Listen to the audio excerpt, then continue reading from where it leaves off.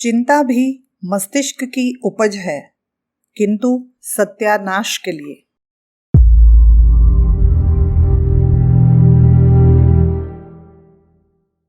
चिंतित अथवा निराश होने से संसार की कोई भी आपत्ति आज तक दूर नहीं हुई। आपत्ति को दूर करने का उपाय है उत्साहपूर्ण पुरुषार्थ। परिस्थितियों को आत्मसमर्पण कर देने से उनकी प्रतिकूलता यहाँ तक बढ़ जाती है कि फिर वे विनाश का ही कारण बन जाती है। यदि विनाश से बचना है, अपने जीवन को सार्थक करना है, तो चिंता छोड़कर पुरुषार्थ के लिए कमर कसिए। चिंताग्रस्त मनुष्य की सारी शक्तियां जर्जर हो जाती है और वह किसी पुरुषार्थ के योग्य नहीं रहता।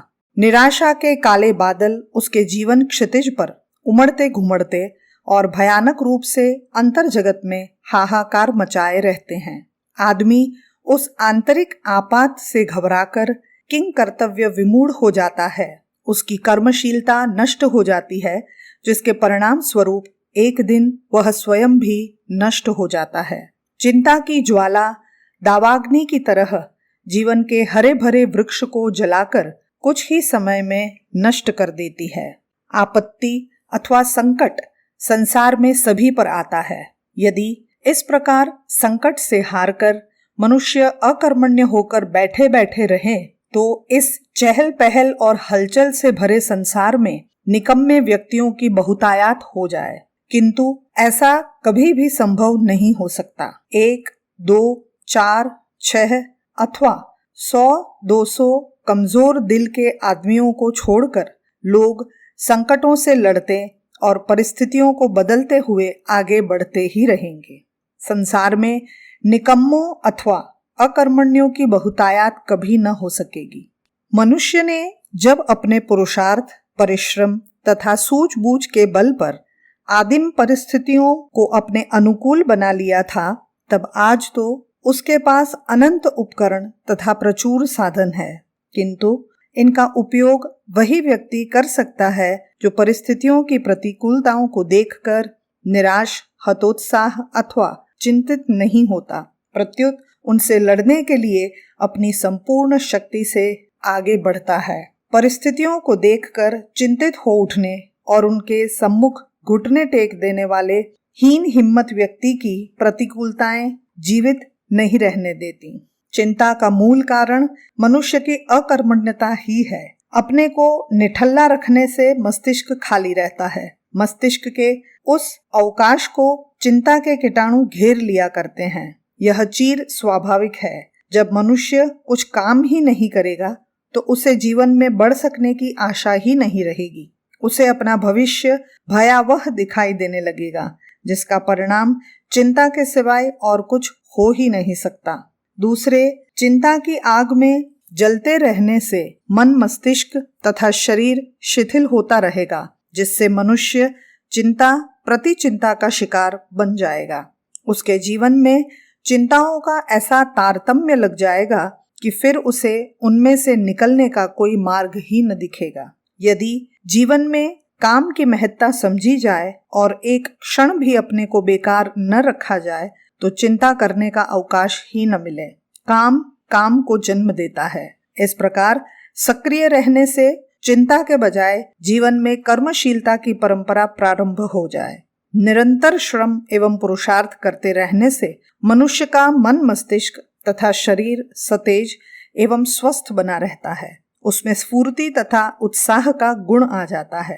तेजस्वी मन, मस्तिष्क चिंता से ग्रस्त होना तो दूर, चिंता के कारणों को काटकर फेंक देता है। वह एक क्षण भी निराशा अथवा निरुत्साह बर्दाश्त नहीं कर सकता।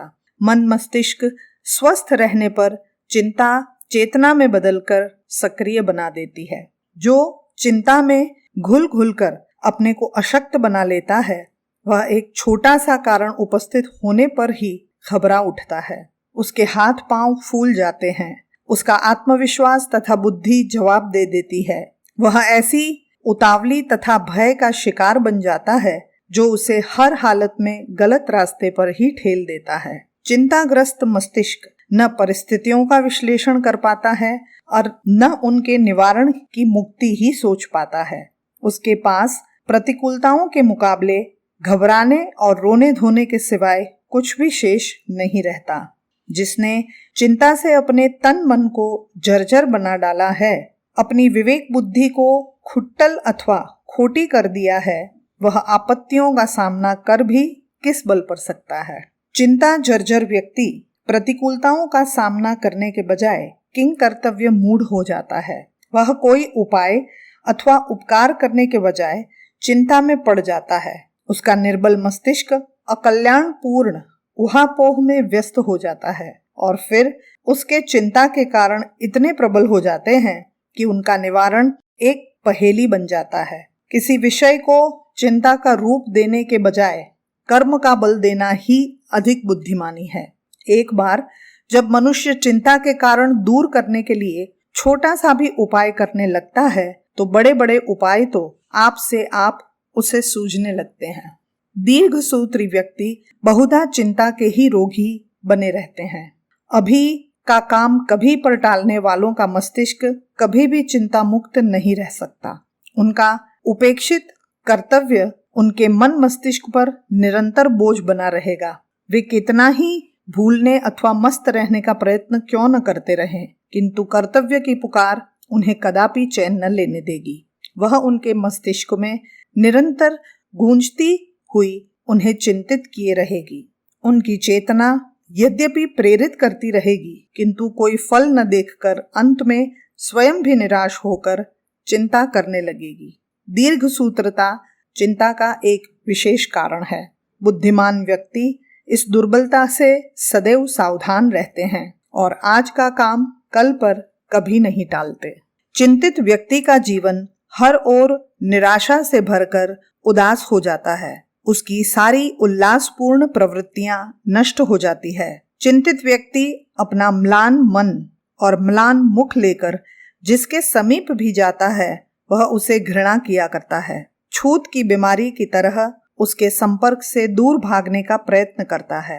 संसार का कोई व्यक्ति किसी विषादी अथवा चिंतित व्यक्ति को अपने पास पसंद नहीं करता, क्योंकि वह जानता है कि यह जितनी देर बैठेगा निराशापूर्ण वार्तालाप करेगा, अपने दुख का ही रोना रोता रहेगा और चाहेगा कि लोग उसकी निरर्थक निराशा अथवा चिंता में हिस्सा बटाएं, उसकी तरह निराश अथवा उदास दिखाई देने लगे।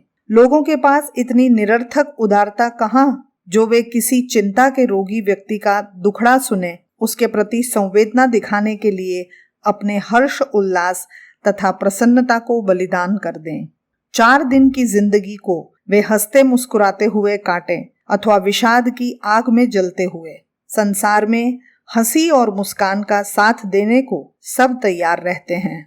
विषाद में हाथ बंटवाने की फुर्सत यहाँ पर किसको है? और यदि कोई चिंतित, निराश अथवा विषादी से सहानुभूति दिखलाता है तो वह अधिकतर दिखावटी ही होती है। साथ ही उसमें दया, तरस अथवा खेद की ही भावना रहती है।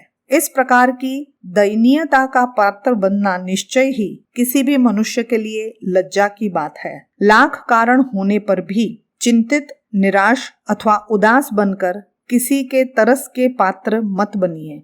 प्रबल पुरुषार्थ करिए, धैर्य एवं युक्ति से काम लीजिए और हर प्रकार से चिंता के कारणों का उन्मूलन कर डालिए। चिंतित व्यक्ति जहां भी जाता है संक्रामक रोग की तरह आसपास का वातावरण उदास कर देता है। उसे देखकर हंसते हुए लोग भी चुप हो जाते हैं, क्योंकि वे जानते हैं कि उनकी हंसी से इस विषादग्रस्त व्यक्ति के रोगी मन को कष्ट होगा।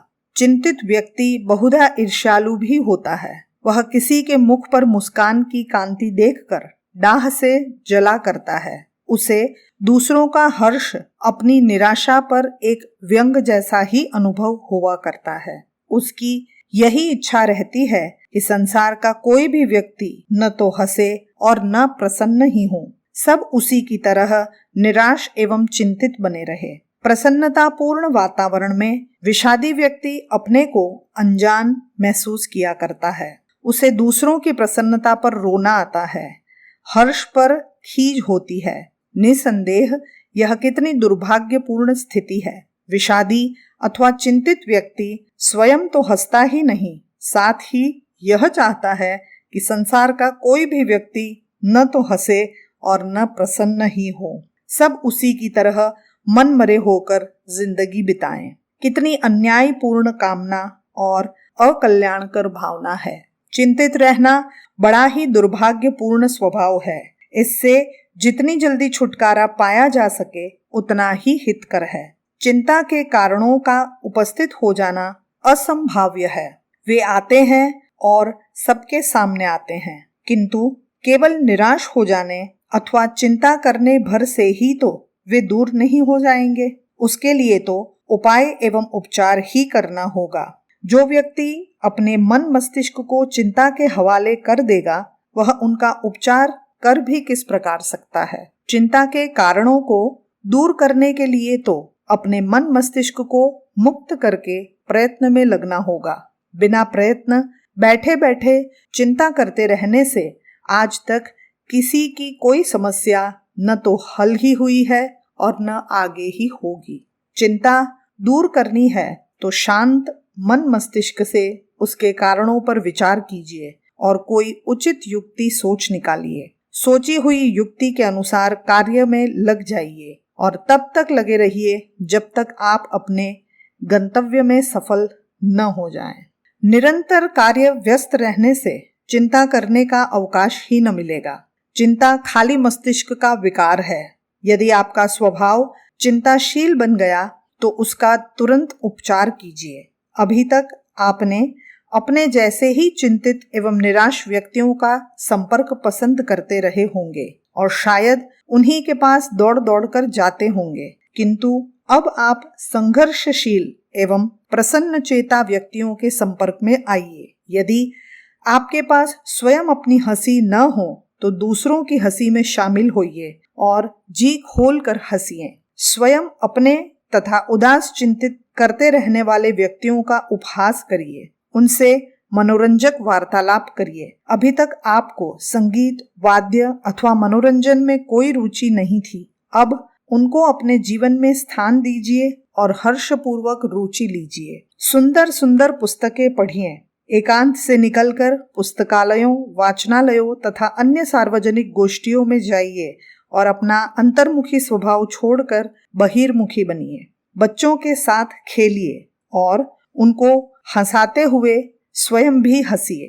अपने जीवन की मंदता को हर करके तीव्रता लाइए। प्रकृति के संपर्क में आइए और जी भर कर दिन भर परिश्रम कीजिए और रात में गहरी नींद सोइए। चिंता का रोग आपसे दूर हो जाएगा और आप एक प्रसन्न चेता व्यक्ति बन जाएंगे। पुस्तक विचारों की अपार और अद्भुत शक्ति। लेखक पंडित श्री राम शर्मा आचार्य। अगर आपको हमारी यह वीडियो पसंद आई हो तो इसे लाइक करें, कमेंट और शेयर करें और हमारे YouTube चैनल ऋषि चिंतन को सब्सक्राइब भी कर लें। साथ ही बेल आइकन को भी दबाएं ताकि आपको आने वाले सभी वीडियोस की नोटिफिकेशंस मिलती रहे। धन्यवाद।